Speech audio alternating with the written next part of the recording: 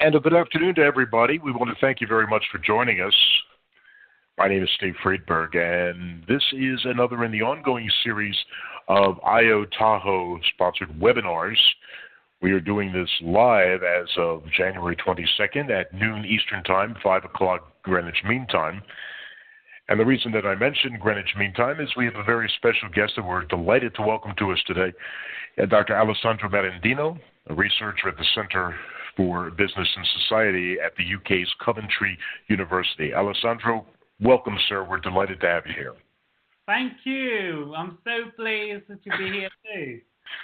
Yeah, it's kind of fun when the technology works the way it's supposed to. It is 5 o'clock over there in Coventry right now. It is bright noon here on the east coast of the U.S. And the topic for today's discussion, and it will be, I trust, a good discussion, is how to get corporate directors to love big data. Dr. Merendino has led a research project where I think it's safe to say that the folks who are in the top seats at companies weren't always as enamored of big data as we might think that they would be otherwise. Am I correct? Yes, that's true. We found some interesting insights from directors of the largest UK companies. So I'm really looking forward to going through what we found, the possible implications for them and for all the other directors actually working companies. Yeah, and it's obviously not only limited to the UK, but really worldwide, because I think as we go through this presentation and this discussion, we're going to see that you really talked with some big companies over in the UK. This was not mom and pop shops or even mid-sized firms. These were substantial employers and major presences in the British economy. Yes, indeed. Yeah, they have quite large, quite a high number of turnover and profit as well. So yeah, they have a considerable impact on their UK economies. Actually, also some of the companies work also internationally, and they're also well known all around the globe. And yeah, so it was quite interesting to learn from them what their views of big data is. Well, we're going to go through this, and we're going to take a look at an overview of the challenges, obviously. And the big question, and I dare ask, was it a surprise, the answers that you got, was do directors at these companies see big data as a benefit or a disruption to how they do business?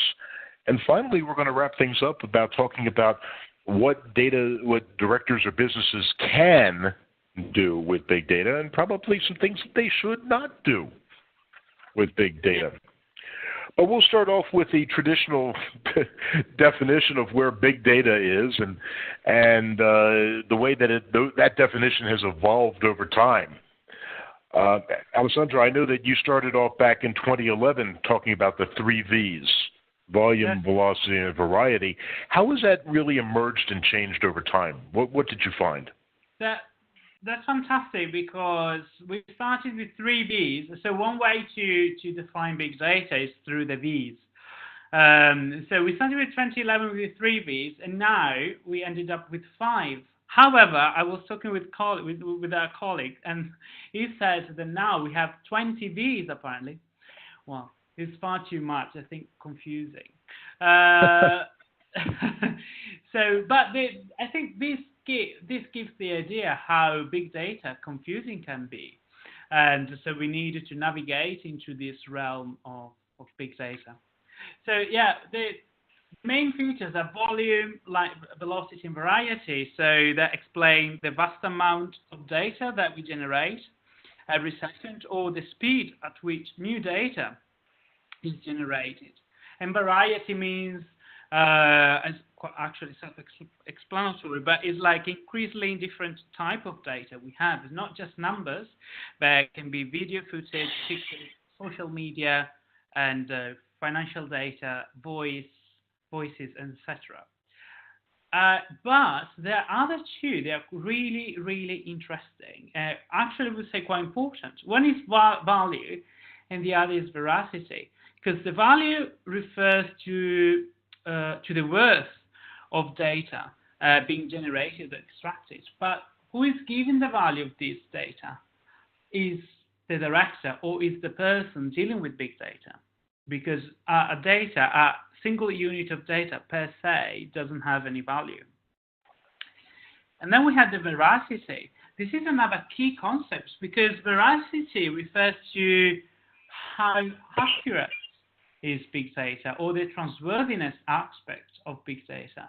So I can trust big data, and so we have fake news or fake reports and or fake events we discuss because of a lack of veracity of big data.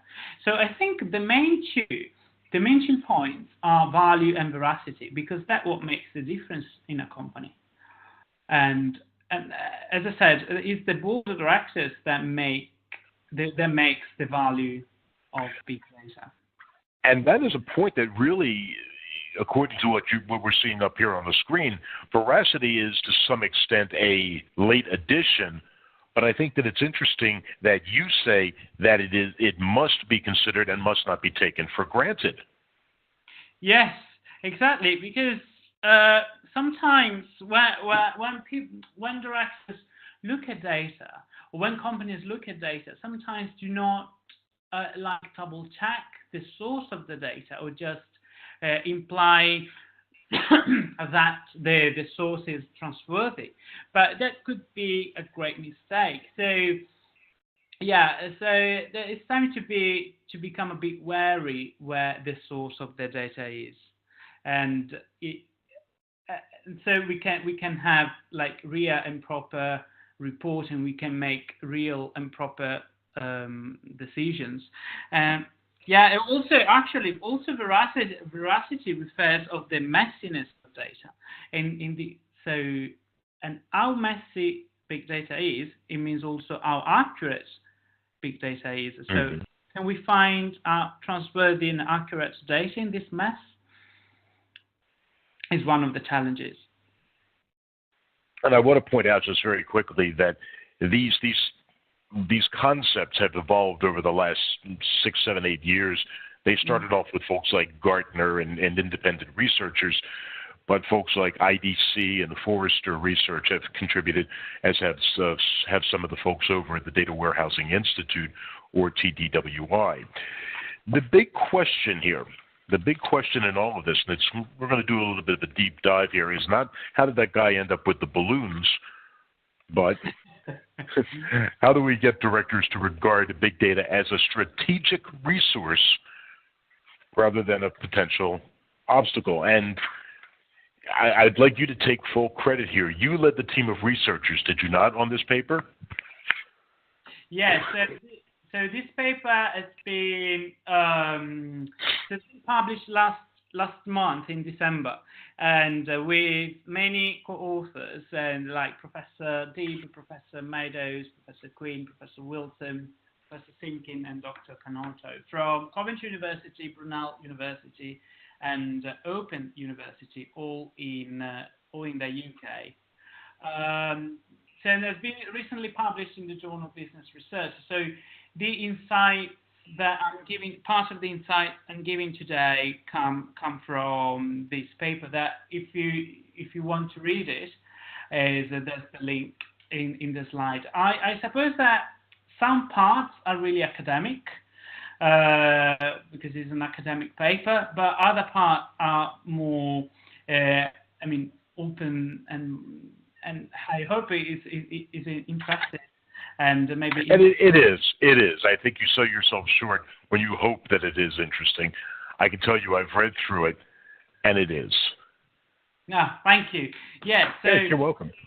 Yeah, so it was a great fun actually to analyze the data we got. So the data we analyzed comes from interviews, and it was really great fun to understand what the points are making and find a common pattern throughout the 20 interviews.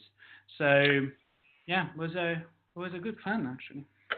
Well, I will tell you that what piqued my interest right off the top was if you take a look at the first highlight in the paper, that there's the shortfall in directors' capabilities for dealing with big data.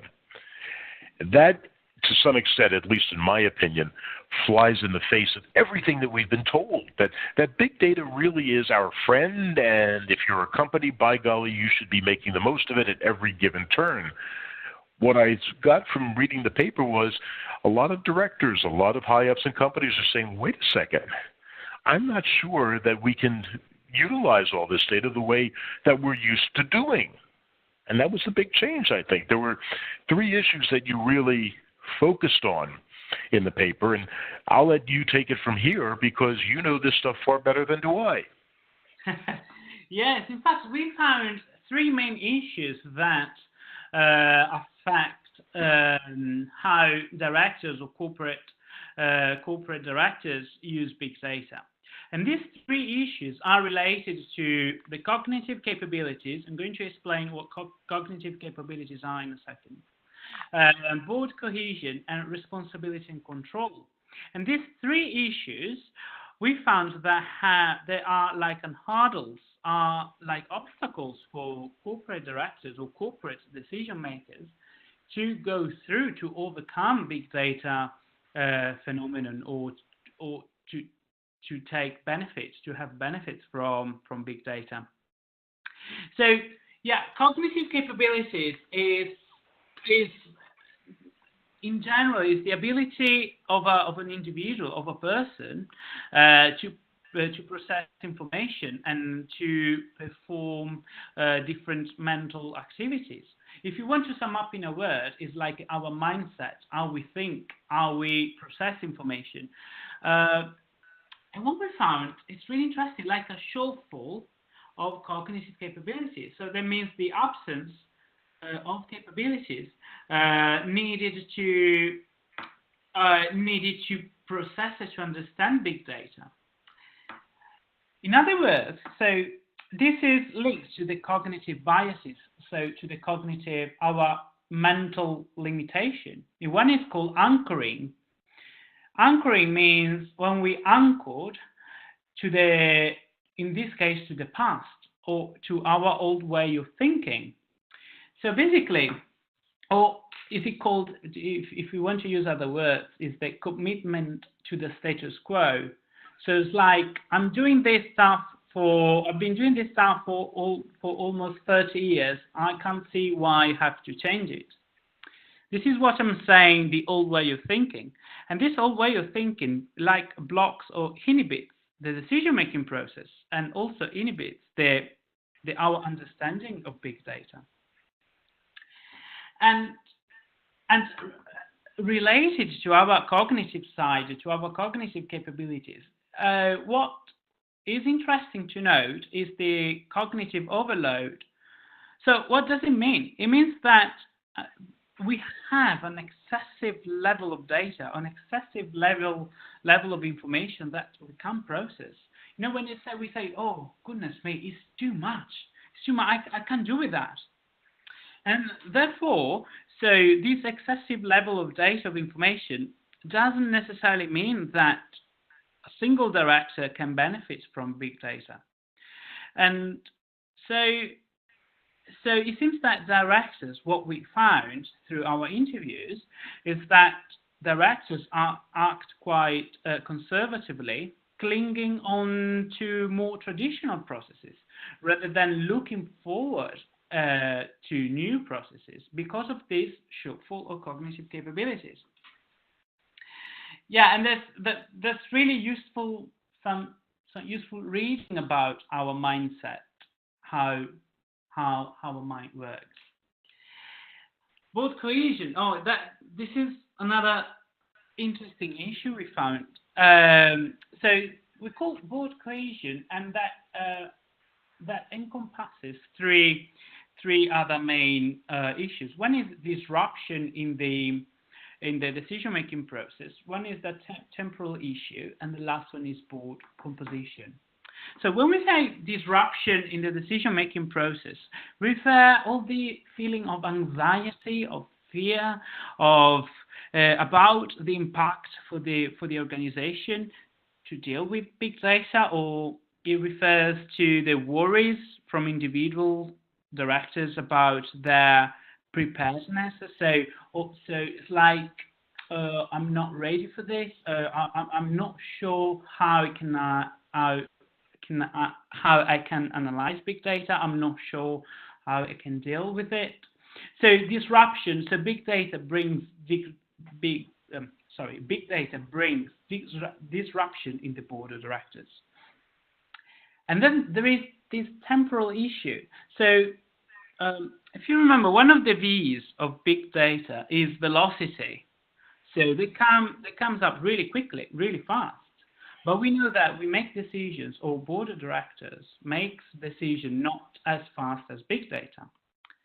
So we have a mismatch, a disalignment between the big data velocity and the capacity to respond quickly to big data. So we have, like, big data is suggesting something for us, some pattern, or is suggesting that we make some decisions, but the board cannot make decisions as quick as big data. And the other one is board composition. So some directors, it's funny because are conscious of not having grown up with big data, and some directors regard big data as the domain of tech-happy people. So just for people that are just into technology, and it's not, big data is not for them. So someone said, "Oh, what about hiring a new chief data officer?" So it's interesting that some companies have decided to hire a chief data officer or chief technology officer to fill in the gap in the board in terms of capabilities. Others, whereas, decided not to do so. But again, this creates an issue of cohesion, because it means that there's a new power in force in the board dealing with big data. Alessandro, let me interject here and ask you a question that's come to mind as I'm seeing you talk through these slides. We said earlier on that the idea of board members being a little bit scared, I'll use that word, although it may not be appropriate, of big data, would seem to fly in the face of conventional wisdom. As you put together this research study, did you have a hypothesis going in? Did you think that they would say we love big data, or that we don't like big data? And how did that play out against your findings? So I think some directors appreciate the value of big data. However, the next step is not done. And when I say the next step, I mean, I appreciate big data. Okay, so now we have to do something. And many directors seems to be a bit oblivious of the benefits of big data, for the reason I said before, because some of them are scared or anxious, or simply because they don't know how to do so. And or they can't see, they don't have the awareness of the benefits of big data. It's a bit too much for them. But this is crucial, because this is our present, our future. And we cannot think to make decisions as we have been doing for decades. So yeah, surely it would be interesting to test hypotheses maybe through a survey. Gotcha. But yeah, based on the interviews, and also we are doing another piece of research, another projects where we are looking at capabilities that directors need to develop, and we are getting like a similar pattern, like a reluctancy to deal with big data. That's interesting. Now, you have the third of the three issues: responsibility and control. That's right. So the third issue is responsibility and control. So that means subgroups in the board and external stakeholders relationship. So the relationship with external stakeholders. So Some directors, or many directors that we interviewed, did not suggest that the boards are holistically changing the structure of their organization as a direct result of big data. So sometimes directors rather create subgroups or committees within the board in order to deal with big data. So sometimes we have like the technology committee or big data committee dealing with all the issues related with big data. Now this could be an issue that we will see later, because probably this committee is not really plunged in the board of directors. It's not really linked with the board of directors. So it's linked in paper, on a paper, but not in practice. And directors commented on the need to create these new senior roles. And why do they need these new senior roles? Because in order to make like the necessarily transformation, in order to fill in the gap in the board of directors. So there is a lot going on in the board. New roles. Should I hire a chief data officer, or should I deal with a committee? Should I do both, or should I do nothing? And then it's quite interesting, external stakeholders, because some companies do not own data, but they need to rely on external stakeholders to get data. Or some companies do have data, but they don't have the capabilities to interpret them or to analyze data and to interpret data. So they heavily rely on external stakeholders. So like external consultancy support, and this external consultancy support now becomes fundamental, especially if an organization is aware that doesn't have the in-house capabilities. So it's like having a new external stakeholders relationship, because it doesn't mean that companies are losing control of their influence over their decisions. Because some directors said, well, we are outsourcing everything, so extrapolating data in the analysis of the data and the interpretation of the data. So someone said, oh well, so we are losing control of our influence over our strategic direction. Well, but this is not really the case, because the external stakeholders or consultancy companies have the role to support the companies, and so it's becoming key. Is the key having strong relationship with stakeholders, with especially consultancy companies that can help organizations. Well, I was going to say, you're not exactly painting a glorious, very optimistic picture up to this point. However, obviously as well, there are things that can be done to adjust or alter the mindset of some directors who might otherwise be scared or reticent about using big data, and view it, as you said, as a strategic resource rather than the potential obstacle. Let's start, if we could, with a few things that businesses should not do. Yeah. So as companies see big data more as an obstacle rather than a resource. So we need to disrupt this and invert this thinking. So what businesses should not do? So for example, is first, probably, I don't know if it is the most important, but surely one of the most important, is start with your data and think what you can do with data. So it means that instead of thinking of your strategy, you think about what you have already in your company in terms of data, and then try to think what you can do with your data. The big risk here is to lose and to to feel actually before losing, is feeling overwhelmed, completely overwhelmed of data, because as we say, data are high in volume, and so if you start with something which is too much, the risk to feeling overwhelmed is really high. And then the second step is thinking something that may be wrong to do or is wrong to do is think that having big data is enough. So some companies may think, well, I'm having data from my customers and from my plants, and so I'm doing well.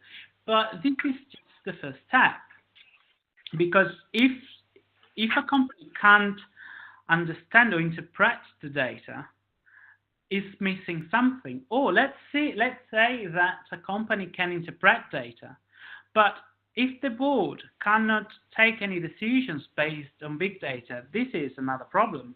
So big data is completely worthless, it's without any value. So what we're talking about here is really a mindset, a huge mindset shift, as well as the ability to take the data wherever it resides and say, oh, good, here's what we can do with it. But first, before we do that, say we need the strategy before we get into the tactical implementation. Why are we doing this, as opposed to how can we do this? Am I right? Yes, okay. Absolutely. Yes, absolutely. So I'm like thinking, it might be a silly example, but it's like when we are in our kitchen and we take out from our cupboard every piece of food we have, and we put our food in our workshop, and so we have all sorts of ingredients. And then we say, okay, now we have to cook, but we don't know what to cook because we have too many ingredients. So we have to have a mission in mind. I want to cook a cake, for example. So I know which ingredients. And it's exactly the same with big data. If I have too much in a place, or in a workshop, or in a cloud, I don't know what to do with this big data. Which is fair enough, actually. Which is fair. It's true. It's too much. And then the third point is about analyzing data. So some said sexy, the trap of sexy and analytics. So the way we analyze data, some ways are really attractive, are really spot on, but they are not necessarily what we need. This is not necessarily what we are aiming for. So the point is, the big question is, what's the point having a really fashionable, glamorous, sexy report or big data analytics if I don't need it? Did you find that problem, or did the CEOs and the managing directors with whom you spoke, did they say that had been a problem for them in the past? Well, yeah. So they say, okay. Yeah, that's funny, because they say we have this report, but we didn't know what to do with it. So it was a beautifully shaped report, but so what we need to do with that? And this is quite limiting for big data analytics, because big data analytics can open up all sorts of venues if we know how to use it. It's like driving a big car. I have to know how to drive a big car to make the most out of it. It's like a big data. Gotcha. Yeah, and then ignore big data issues in the boardroom.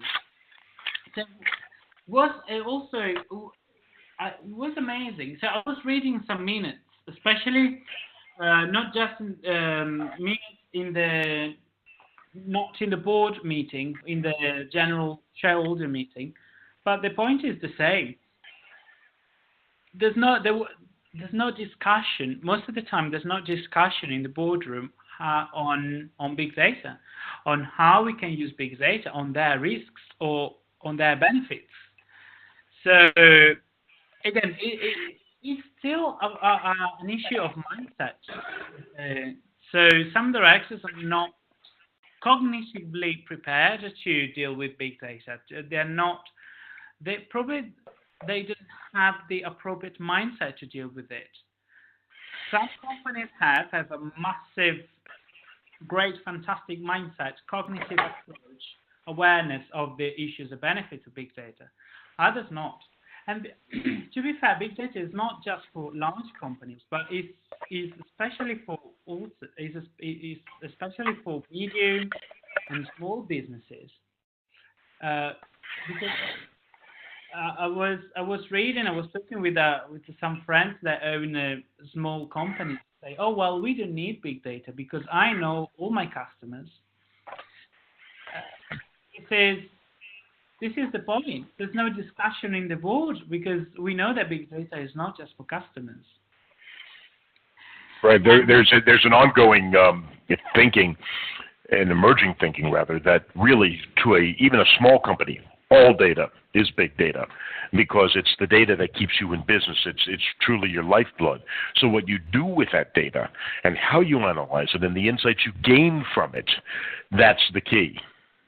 That's right. Yeah, that's completely right. Yes, that's the key. How you get data, how you analyze it, how you interpret it, but how you discuss it. How you discuss this phenomenon, this big data phenomenon in the boardroom, because the boardroom is where or is the core of a company. So it's where all the discussions and strategic decisions start. And and the last one, the fifth point is thinking, believing that big data is just a one-off commitment. Think and not an ongoing commitment. Because some companies said, oh yes, for that project, we analyzed the data from such and such source, and we hired that expert, and then the project went well, and this is it. Which is fantastic. However, the point is, big data is not just for one project in a company. It should be really intertwined in all the departments of a company. This is something that we will talk in a second, probably, what companies can do, really. And it's because big data requires an ongoing investment and isn't an ongoing, it's a long-lasting investment, and not just a short commitment, a short action, and then say, yes, we did it, tick. But again, it's something that has been talked about before. It's certainly not new in this discussion, but as a major commitment, a major initiative, you would want to have total buy-in from on high. You need a champion, whether it's big data or Six Sigma or something like that. If all the higher-ups are doing is paying lip service to it, saying, oh, yes, we'll do it, but they're not actively involved in making sure down the ladder people will know that, and the project is perhaps doomed to failure. Yeah. This is absolutely true. So that needs this needs a continued risk assessment and benefit assessment, and as I said, a long-lasting assessment. So a long view, a long-term view. So now we've talked about the things you shouldn't do. Let's get over into the things that you should do, and thankfully, there's a lot of good talking points here. Yes, so let's see the bright side, the positive side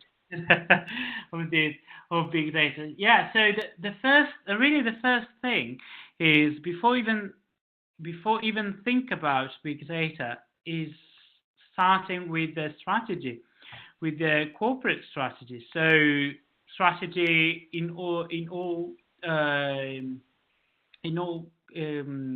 the fields, like what's your finance strategy, what's the operational strategy, customer strategy, stakeholders strategy, etc. And when we have clear in our mind what our strategies are, Then we can think how big data can help us to achieve our goals. So the first, I wouldn't never be bored to stress this, that starting with our objectives is the first step. And then we can use data as a tool to achieve our to achieve our strategy.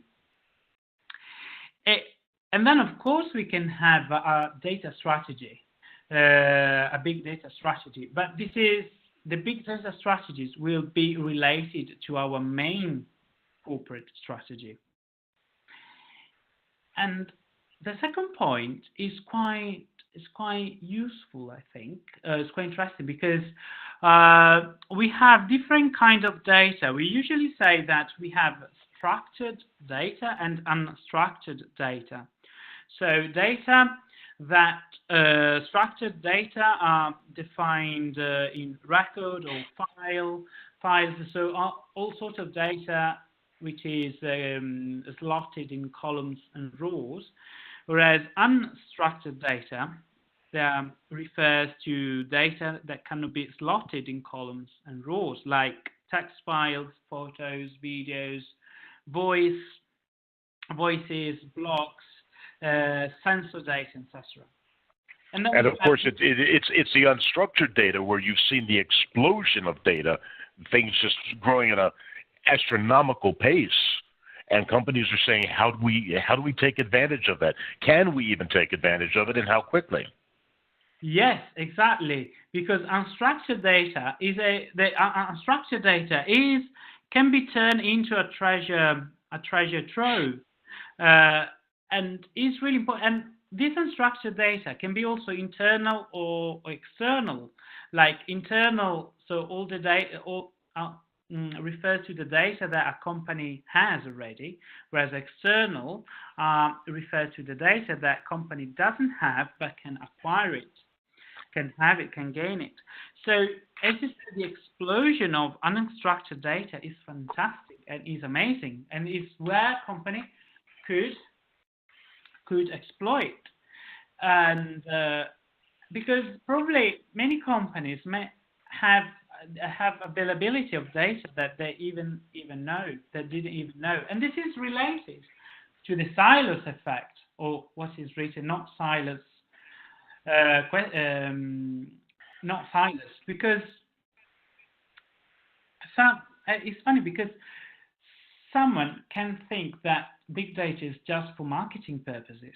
So I use big data just to understand the trend of customers, of my sales, or what my customers want. But in fact, big data is much more. Big data can be for your finance, for your forecasting, for the operational issues. So for the plans, for example. So the problem of silos is that especially for large companies, which are divided into departments. Some departments may have some data that they're not shared with other departments. For example, the marketing department may have available the data of some customers that they're not shared with the financial department. That would be useful to track their forecasting. Also, like the weather data, just to do a simple example. Also, the weather for some companies, the weather can affect the sales or can affect the plans. So knowing in advance the weather forecast may help to adjust the finance or the plans or the maintenance of the plans of the customers. So what I'm saying is sharing data between departments is vital, and disrupting the silos effects, the silos culture in companies is fundamental. You see, you're getting into something there which goes to point 3 on this slide about smart data discovery. Too often we have found that companies aren't fully cognizant of all the data that's under their control. As you pointed out, it may be department to department, silo to silo, or maybe data that has just been gathered through some different way and nobody's really familiar with it. The ability to track and to analyze all this data is becoming increasingly important, especially when you realize that you have to begin implementing it through the use of things like artificial intelligence. Because companies have so much data that trying to track and nail down and find out what data exists where and across how many different silos, if you want, or in how many different locations throughout the company, trying to do it manually is going to be virtually impossible and, again, self-defeating. Yes, absolutely. Yeah, in fact, smart data discovery, they say, is the new artificial intelligence. It's called also augmented intelligence. So it's something even more intelligent than the artificial intelligence. So we don't need, with the smart data discovery, we don't need apparently any more business analysts, because there's someone, there will be a machine that does that job for us. So here the key point is, understanding your strategy is fundamental. Understand which data you have already in your company. And the third step is how I can use big data to understand to reply and address my strategy. And smart data discovery or artificial intelligence or algorithms or all the topics related to them can be the answer. And which is related to point number 4. They say, how do you want to analyze the data? We have an infinitive way to analyze data. For example, when we call a call center, when we call a company and they say this call may be recorded for training purposes. In fact, training purposes means that they are grabbing data from us, and there it will be interesting to analyze the voice speech, the type of vocabulary that's being used, because they will track the type of customers or how the employees are dealing with customers. So there are really infinitive way of analyzing big data, but all depends on what your strategy is. So yeah, points 1 to 4 are really related to the strategy. All depends on your objectives. Whereas point number 5 is, it refers to the fact that there's no point to have loads of data, billion, trillion of data, but we can't understand what they say to us. It's like reading a text or in a language that I never studied. So the board needs to have an easy reading document, easy reading report to analyze.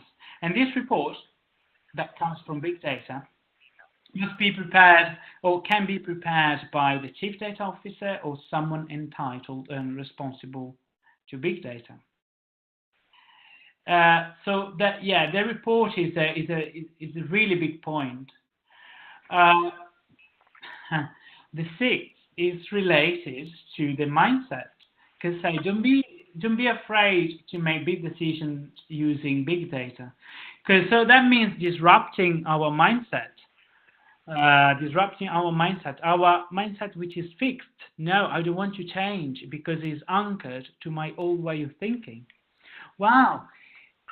That may be the toughest part. Truly getting your board members to change their thinking, to think out of the box, or whatever cliche you want to use there, and not be afraid to make those big decisions.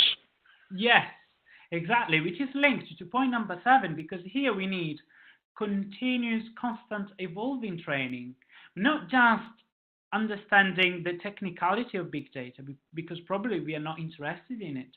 Probably we want to be trained, or we want to train our mindset. We want to train on the benefits of big data, on why are so useful for our big data. But we need constant training.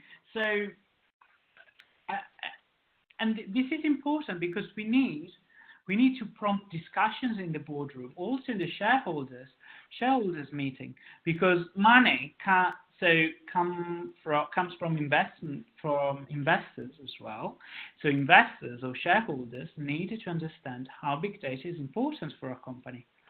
So prompting discussions both in the board and the shareholders really make the difference in a company, in an organization, because shareholders can understand the need for more money to invest in big data extraction or big data analysis, and boardroom can understand that big data can result in fantastic results for a company.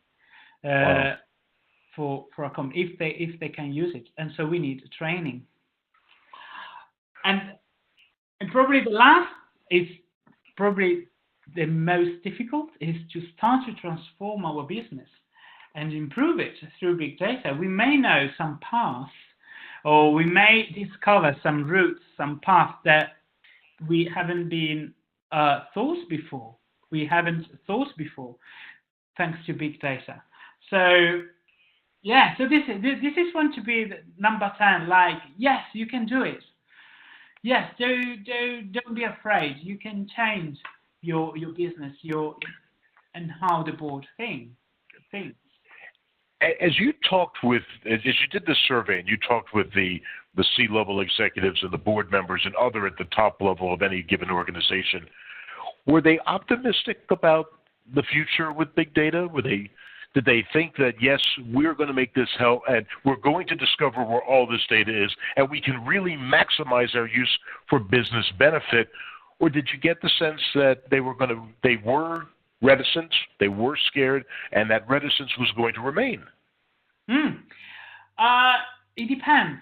It actually depends on the company we talk to, because some companies were really keen on using big data for their decisions, or in fact they improved their website, they invested in new plants, in new headquarters, whereas others felt absolutely anxious on dealing with big data, and they felt a bit lost, which is absolutely understandable, especially if you haven't seen big data before.